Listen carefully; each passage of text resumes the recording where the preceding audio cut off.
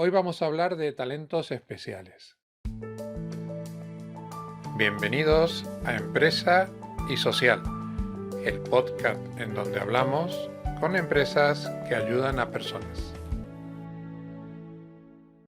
Buenos días, buenas tardes, buenas noches, según donde nos escuches o a la hora que nos escuches. Y bienvenido a otro episodio de nuestro podcast de Empresa y Social. Hoy hablaremos con Francesc Sistach, espero haber pronunciado bien el nombre, que es el director general de una empresa que trabaja con personas que tienen un talento especial y que muchas veces no está lo suficientemente reconocido.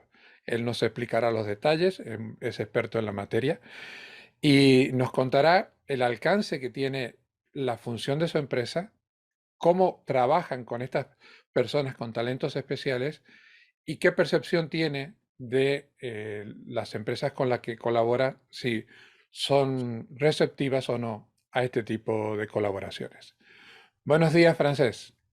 Buenos días, encantado de estar por aquí. Te agradezco tu tiempo, te agradezco que colabores con nosotros en esta entrevista. Cuéntanos un poquito qué es Specialistern.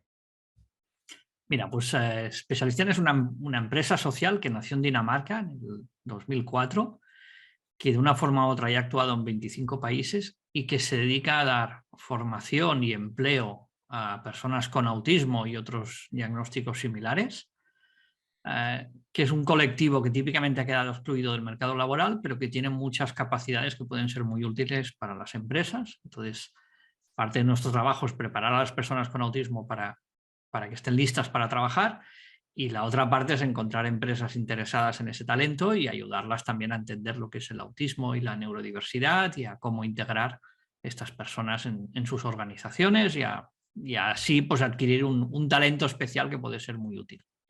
Lo hablábamos antes de empezar a grabar, que el término autismo es muy común, no siempre bien conocido, pero el término neurodiversidad no es tan normal. ¿Qué se entiende por neurodiversidad? Es un término relativamente reciente que nace del mundo del autismo, pero que quiere, digamos, abarcar toda una serie de condiciones neurológicas que hacen que esa persona se salga de lo que se considera típico. Entonces, digamos que personas con autismo, personas que tienen una dislexia muy fuerte, un trastorno de déficit de atención, un síndrome de Tourette, etcétera, hay todo un colectivo de personas que tienen diferentes síndromes, condiciones, llámale de varias formas, que hace que a nivel neurológico, bueno, pues su manera de pensar y de funcionar se sale de lo típico. No diré de lo normal, porque eso sería incorrecto, sino de lo habitual o típico. Así que se habla de las personas neurotípicas, es decir, que pues, no tienen nada muy especial, aunque todos somos diferentes, obviamente, y de las personas neuroatípicas, o es que si dices neurotípico y neuroatípico y hablas un poco rápido, no se entiende qué estás diciendo. Entonces, normalmente se habla de neurotípicos y neurodivergentes. Igual que si hablamos de género, pues nos podemos encontrar pues, hombres, mujeres, personas que no se identifican con ninguno de los dos sexos, y se puede hablar de diversidad de género. Bueno, pues cuando hablamos de un grupo de personas donde hay neurotípicos y neurodivergentes, podemos decir, bueno, pues en este grupo hay neurodiversidad. Y en el caso vuestro, ¿qué formación le dais a estas personas que tienen neurodiversidad? ¿Cuál es el proceso entre que os conocen? ¿Cómo es la preparación para la inserción laboral y luego la presentación a las empresas? Nosotros estamos sobre todo enfocados en autismo, aunque cada vez más nos entramos en otros campos dentro de la neurodiversidad. Pero básicamente, ¿qué les pasa a estas personas? Que pueden tener muy buenas capacidades, pero suelen tener dificultades en comunicación y de interacción social. Y algunas otras cosas como intereses restringidos, etc. Pero bueno, básicamente, ¿qué es lo que hacemos? Formarlas para mejorar esas capacidades de interacción social y de comunicación, pero muy pensado en cómo es en un entorno laboral. Es decir, cómo me tengo que comunicar pues, con mi responsable, con el resto del equipo, cómo se escribe un mail de una forma adecuada, cómo participar en una reunión, etc. Entonces, hay toda una serie de habilidades sociales que para otras personas pues casi son innatas, para estas personas pues a veces precisan un trabajo intensivo. Y luego también las formamos a nivel técnico, un poco en función de sus capacidades, para intentar capacitarlas más para poder hacer después determinadas tareas.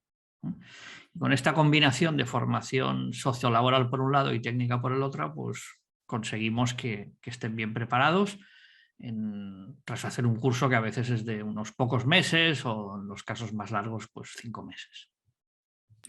¿Y qué capacidades tienen?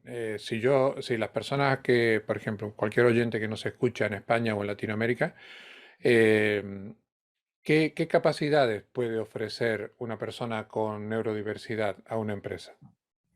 Mira, nosotros nacimos en Dinamarca hace ya pues casi 18 años, ya se cumplen, muy enfocados en el campo informático, pero luego hemos ido haciendo otras cosas.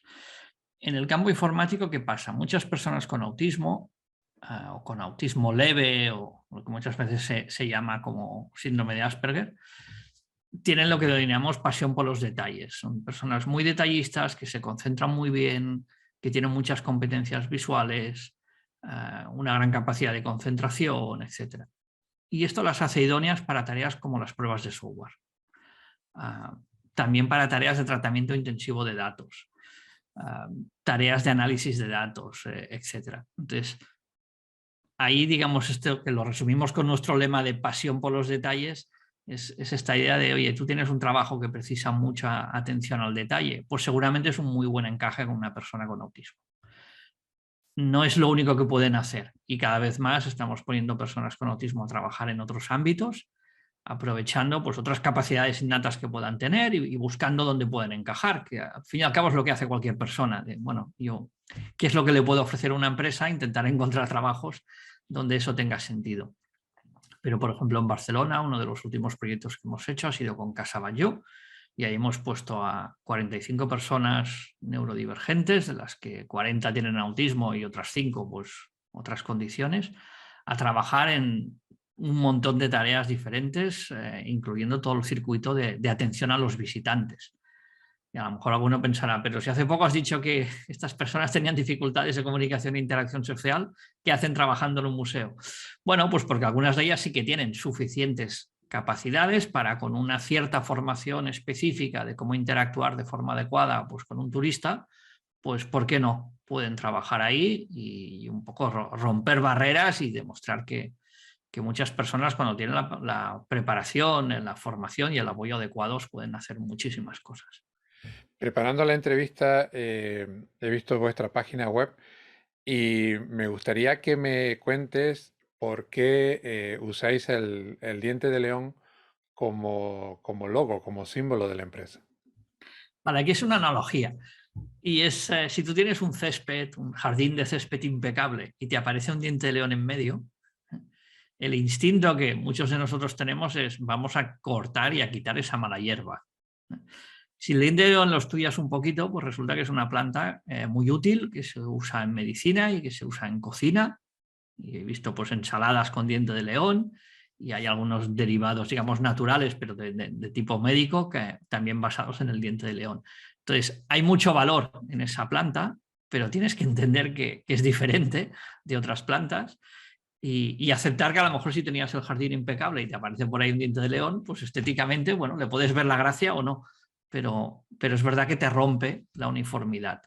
Y lo que un poco les decimos a las empresas y a la sociedad es, tú estás acostumbrado a neurotípicos, entonces te aparece una persona con autismo y de entrada es, ostras, no, quítala de aquí, yo no la quiero incluir, no la quiero integrar en la sociedad, que esté en otro sitio o aquí que no trabaje. Si le das la oportunidad, pues muchas de estas personas tienen muchas capacidades que aportar y por tanto sí que se merecen una oportunidad, pero tienes que aceptar esa diferencia. ¿Y cómo interrelacionáis con las empresas? ¿Cómo ofrecéis vuestros servicios a empresas?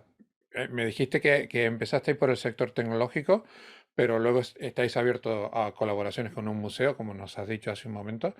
¿Las empresas se acercan a vosotros o vosotros hacéis una tarea de captación pseudo comercial. No sé si es el término adecuado. Sí, ya me gustaría que las empresas se acercaran a nosotros.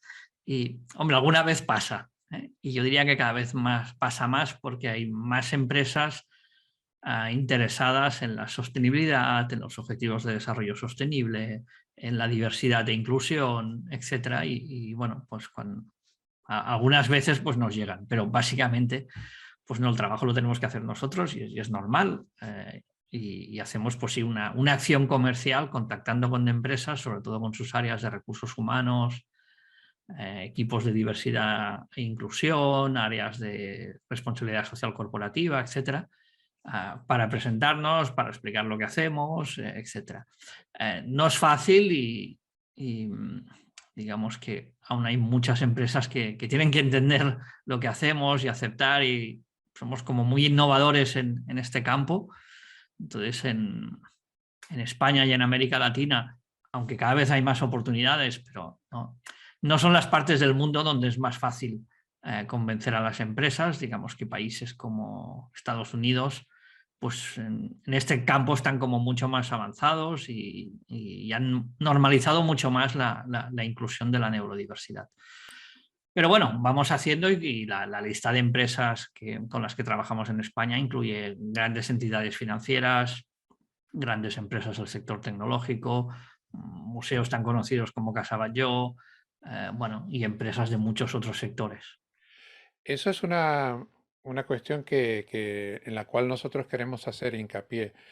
Normalmente las grandes corporaciones, bancos o organizaciones tipo fundaciones o relacionadas con la cultura, están abiertas porque tienen dentro de su política de responsabilidad social corporativa incorporar a personas con algún déficit de atención o con neurodiversidad. Pero las pymes, el sector de empresas pequeñas donde pudiera encajar uno o dos trabajadores, ¿están receptivos? ¿Consideran que puede ser valioso incorporar al grupo de trabajo a una persona diferente? Pues la verdad es que algunas sí, y entre nuestros, digamos, clientes o socios en España hemos tenido hasta startups de menos de 10 trabajadores, pero que necesitaban una persona específica para hacer un control de calidad y que han visto el encaje. En estos casos es más, digamos, como una acción más puntual, más vendida a una persona en concreto. ¿No? Una gran corporación se mueve más por políticas, por proyectos anuales, etcétera. Pero sí, o sea, hay muchos casos de personas que han encajado en empresas muy pequeñas y en este sentido yo creo que a cualquier empresa le puede ir muy bien. Estamos hablando de incorporar a personas con talento, no de hacer o sea, aquí no intercambiamos rendimiento o prestaciones por un tema social, sino que sumamos las dos cosas. Siempre decimos, no, las personas que enviamos a trabajar a las empresas están preparadas para hacer un trabajo como cualquier otra y tienen que, digamos, que dar un resultado como cualquier otra. Además, puedes experimentar muchos otros beneficios de incluir personas con neurodiversidad, pero son un extra, en la parte social es un extra. Y ahora hablando un poco, ya, pues ese otro de los objetivos de este podcast, analizando un poco a vosotros como empresa. Una vez que se termina la formación de este trabajador, ¿la tarea se desempeña en la empresa que os contrata o se hace un teletrabajo o vosotros tenéis un centro de trabajo que da servicio a empresas? ¿Cómo es el proceso? Vale, aquí básicamente tenemos dos formas de trabajar. En la primera, y es la más habitual en España, estas personas son nuestros empleados y digamos que nosotros proporcionamos servicios profesionales a nuestros clientes. El segundo modo de trabajar es que la empresa final contrata a estas personas y digamos que nos paga a nosotros por haberlas buscado, formado, preparado y por ayudar a la empresa a entender cómo incluirlas mejor. Y con los dos modelos nos sentimos muy cómodos. En el primero, en el que son nuestros empleados, igualmente, digamos, antes de la pandemia, el 98% o el 99% de estas personas estaban trabajando en las oficinas del cliente, integradas en sus equipos e incluidas pues en todos sus proyectos, y ese es el modelo por el que luchamos, y es que estas personas no trabajen en un gueto, sino que estén realmente formando parte de la plantilla. Eso es lo que nos gusta más. Ahora, por el tema del COVID, pues muchas de estas personas y muchas otras personas que seguramente ahora nos están escuchando, pues muchas veces están teletrabajando desde su casa, o incluso trabajando todos los días de la semana desde su casa, pero entendemos que esto es algo puntual debido a una situación un poco que no tiene nada que ver y que, bueno, un poco que nos ha superado un poco a todos. Eso te has anticipado a otra pregunta, si estos 2 años de pandemia ha modificado vuestra forma de trabajar. Sí, de entrada para muchas de estas personas con autismo, pues no ha sido un gran problema, ¿eh? Porque precisamente la parte de interacción social a lo mejor es la que les cuesta más, pues bueno, estar en casa incluso puede ser un poco más cómodo, ¿eh? Para algunas de ellas pues ha sido un problema muy fuerte de perder los referentes y la estructura de trabajo, pero eso también pasa con otras personas, con personas neurotípicas que les ha costado mucho adaptarse a trabajar desde casa. Y a nosotros nos ha planteado un desafío como organización de, bueno, cómo formamos a personas en habilidades sociales a través de sesiones de Skype, de Zoom o de la plataforma que toque. Y eso ha sido todo un desafío, porque no es fácil, pero digamos que nos hemos adaptado, lo hemos estado trabajando mucho y el resultado final ha sido bueno. Y de alguna forma incluso nos ha servido como un aliciente para cosas que teníamos en la cabeza, realmente implementarlas. Cuando ya te pones a hacer formación online, pues eso también te permite tener un alcance geográfico mucho mayor. Y ahora pues nos es más fácil hacer un proyecto en cualquier ciudad de España, hacer un proyecto en cualquier ciudad o país de Latinoamérica, que antes lo hacíamos pues con un avión, hoteles, desplazándonos, etcétera. Y el año pasado, el 2021, pues hemos hecho proyectos en Colombia, México, Argentina, Costa Rica, Polonia, sin desplazarnos, 100% online y con unas cifras de éxito, o sea, totalmente normales, o las típicas que teníamos antes cuando las hacíamos de forma presencial, con la ventaja incluso de reducir un poco los costes. Evidentemente preferimos estar ahí cara a cara con el cliente y con las personas, pero bueno, nos hemos adaptado y está funcionando bien. Sí, estos 2 años creo que han traído muchas cosas. Bueno, la posibilidad que tenemos hoy de estamos a casi 1000 kilómetros de distancia y podemos estar hablando como si estuviéramos sentados en la misma mesa, ¿no? Eh, Como empresa, Specialistarmen nace en Dinamarca. No sé si nos quieres contar un poquito la historia de por qué nació. Y según tengo entendido, tú eres el responsable de España, Italia, Portugal y Latinoamérica, ¿no? ¿La problemática en los países latinos es la misma que en los países de Centro Europa? Es un poco diferente. A ver, Specialisten nace en el 2004 de la mano de Torkilsson, fundador, persona del sector de las TI, con un hijo con autismo, muy preocupado por el futuro de su hijo, que un día ve a su hijo hacer algunas cosas sorprendentes cuando tenía 7 años y empieza a ver de, ostras, mi hijo tiene unas capacidades que son curiosas y que pueden ser muy útiles. Pero en el 2004 nadie estaba dando oportunidades a personas con autismo, así que es un ejemplo yo creo que muy bonito de emprendimiento social, de una persona que dijo, pues yo dejo mi trabajo, rehipoteco mi casa y voy a crear una empresa social que dé trabajo a personas con autismo. Y de entrada dijo, y no quiero donaciones y no quiero ayudas de nadie, porque el mejor mensaje que puedo mandar a la sociedad es que una empresa que contrata a estas personas es sostenible económicamente. Es mucho más valioso que conseguirlo a golpe de donaciones. Y lo consigue, y en el 2008, 4 años después, dice, bueno, ya he creado un modelo, esto está funcionando, ahora lo que voy a hacer es replicarlo. Y como que tampoco tenemos tantos beneficios, pues en muchos casos lo que voy a buscar es digamos, como un modelo, digamos, de franquicia, es decir, de otras personas que quieran replicar el modelo o un poco copiarlo. Y eso ha ido llevando a que se vayan montando oficinas en diferentes países. Cuando montamos la de España, que empezó en el 2013 en Barcelona, en el 2014 ya abrimos en Madrid, Bueno, pues siempre digo, era el primer país no muy rico en el que Specialisten se implantaba y vimos que bueno, el nivel de preparación de las personas con autismo que llegaba no era el que estaban teniendo en el norte de Europa, en Estados Unidos o Canadá, sino que era peor, más bajo. Aquí estas personas han recibido menos apoyos, menos soporte, menos terapia, menos formación específica. Y hubo como que reforzar el modelo, poner mucha más formación sociolaboral y esforzarse más. Cuando luego empezamos a hacer proyectos en América Latina, en los países que he mencionado antes, también en Brasil, bueno, pues digamos que el modelo español encajó. Y lo mismo nos ha pasado en Italia cuando hemos hecho proyectos en Portugal. Entonces, bueno, sí que hemos visto ahí una diferencia entre países, sobre todo anglosajones, donde todo el tema del autismo está muy avanzado o más avanzado que lo que es el sur de Europa o América Latina. A esa historia del fundador hay un paralelismo, si me permites, con tu propia historia, ¿no? Porque tú a nivel familiar tienes una hija, espero no cometer una indiscreción, que padece Bueno, el autismo y que tú también a una edad mediana, como eres más joven que yo, pero a una edad mediana decides dar el salto al emprendimiento social y no solamente ayudar a gente como tu hija, sino hacer un emprendimiento. ¿Cómo fue ese proceso?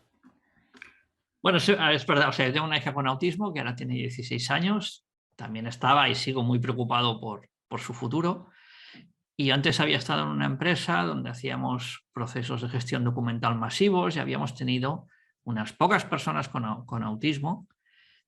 Y yo un poco lo que descubrí ahí es que no las sabíamos gestionar bien, ¿no?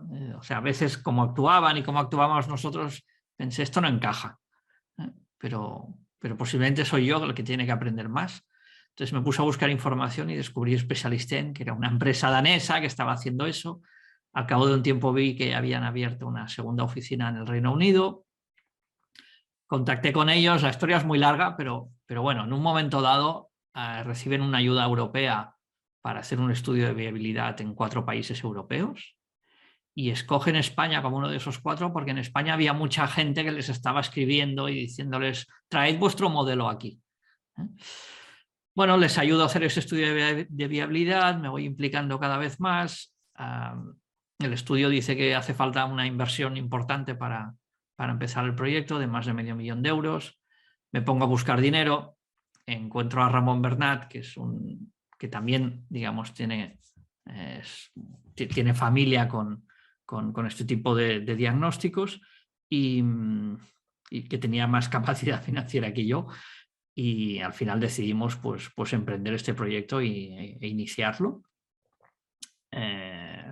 Bueno, pues primero con la idea de abrir en Barcelona, después recibimos un apoyo de Momentum, el programa de apoyo a emprendimientos sociales del BBVA, y con eso abrimos una segunda oficina en Madrid.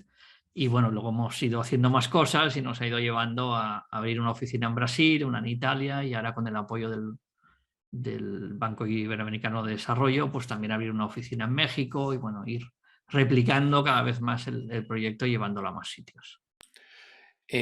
Uno de los fines de esta serie de entrevistas es hacerle ver a los empresarios que se puede ser empresa. Una empresa tiene como objetivo ser económicamente sostenible, pagar nóminas y, si es posible, ganar dinero. Se puede ser empresa y se puede tener un fin social. Eh, si tuvieras enfrente a una persona que ya tiene montada su empresa o que se está planteando el emprendimiento social, ¿qué pequeños consejos para que comiencen en la dirección correcta le darías? Uf, esta es una pregunta bien difícil. Bueno, efectivamente se puede ser empresa social. En España aún no está regulado como tal esta figura, que sí que lo está en Italia, en el Reino Unido, en otros países. Aún hay gente que no lo acaba de entender o que lo ve un poco mal porque dice, bueno, pero si es un fin social, tiene que ser una fundación. Y, bueno, pues la verdad es que no vemos por qué. Una cosa no va reñida con la otra y casi el futuro, lo que creo que a todos nos encantaría es que todas las empresas fueran sociales, que todas las empresas pensaran más en el tema social. Cuando vemos empresas que se unen a Pacto Global de Naciones Unidas, que toman los ODS como algo importante para ellas, etcétera. Un poco vamos viendo este camino de que cada vez más las empresas quieren tener un impacto positivo en la sociedad. Pero bueno, siguen habiendo emprendimientos que dices, bueno, es que esto es 100% social. Recomendaciones. Primera, que cada vez hay más aceleradoras, fondos de impacto y organizaciones dispuestas a apoyar a emprendedores con una idea social.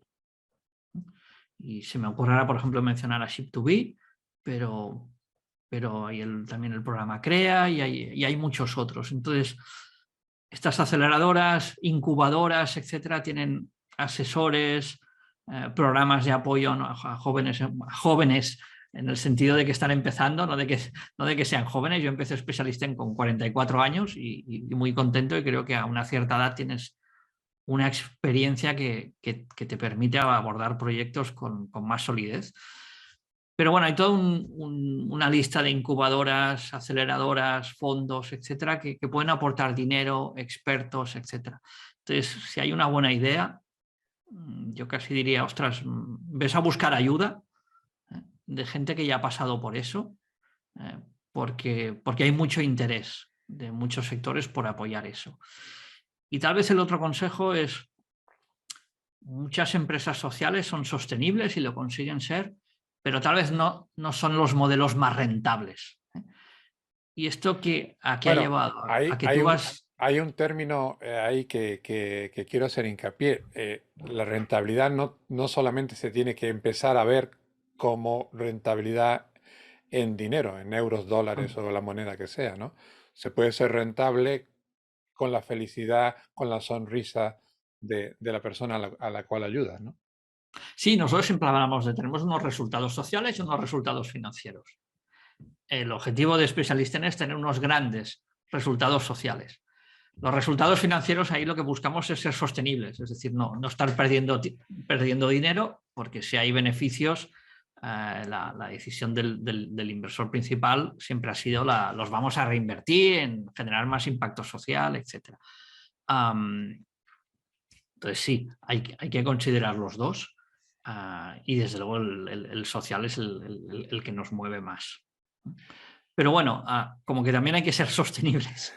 hay que muchas veces pues, ir a buscar fondos, etcétera, de apoyo, pero la buena noticia es que cada vez hay más. Y yo creo que además en este momento, si algo bueno ha traído la pandemia, es que el dinero que se supone que va a llegar de Europa, hablo a nivel de España, no de Latinoamérica, el dinero que va a llegar tiene también un objetivo social que creo que debemos cumplir como sociedad, y ahí hay una oportunidad de negocio. Simplemente con analizar los 17 ODS ya hay oportunidad de negocios que están poco cubiertas. Y ahora Sí, por, ahí la duda que nos queda es hasta qué punto vamos a conseguir que esos fondos lleguen a proyectos que no sean muy grandes.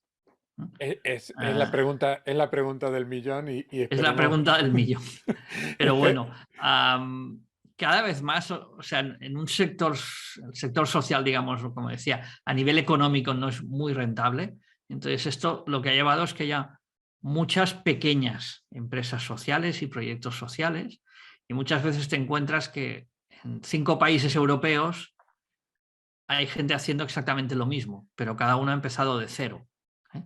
Eso a nivel de eficiencia es un desastre, porque estamos todo el día todos reinventando la rueda. Entonces creo que también ahí falta como más emprendedor social que quiera llevar sus proyectos a otros países, o aliarse con otros proyectos de otros países y decir, oye, pues yo voy a montar lo mismo en España, pero vamos, ayúdame y vamos a hacerlo juntos.